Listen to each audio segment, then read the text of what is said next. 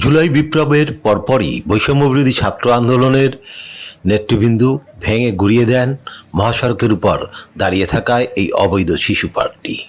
এরপর দুবছর প্রায় অতিবাহিত, তারপরও বরিশালের চৌমাথা থেকে সরেনি এই অবৈধ শিশু পার্কের ভগ্নাংশ। এ নিয়ে স্থানীয়দের অসংখ্য অভিযোগ। তবে এলাকাবাসী জানালেন, সম্প্রতি বরিশাল সিটি কর্পোরেশনের নবনিযুক্ত প্রশাসক আইনজীবী বিলকিস জাহান শিরিন পরিদর্শন করেছেন এই এলাকাটি। ছাত্র জনতার আন্দোলনে এই পার্কটা ব্যাপকভাবে ক্ষতিগ্রস্ত হয়।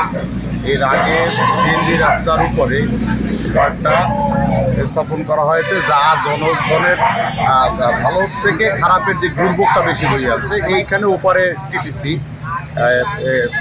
টিটিসি জামে মসজিদটা, এখান থেকে সচরাচর পাঁচত্ব মুসল্লিরা এপার থেকে ওপার যায়।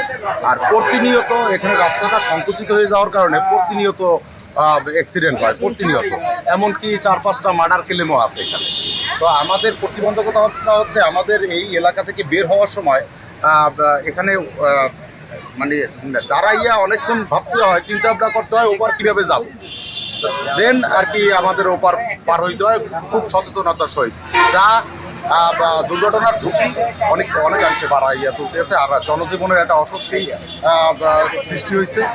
আপনার কিছুদিন বিগত 4 দিন আগে প্রশাসক মহোদয় আসছে এখানে, তো জনগণ ওইভাবে তার কাছে এটা উত্থাপন করার পরে সে প্রতিশ্রুতিবদ্ধ হয়েছে আগামী 1 সপ্তাহের মধ্যে এই পার্কটা অপসারণ করার। শুধু বরিশাল সিটি কর্পোরেশন নয়, বরিশাল বিভাগের 6 জেলার মানুষের জন্য বিস্ফোরা এই অবৈধ শিশু পার্কটি। এটি দ্রুত সরিয়ে নেওয়ার দাবি আপামর সাধারণ মানুষের।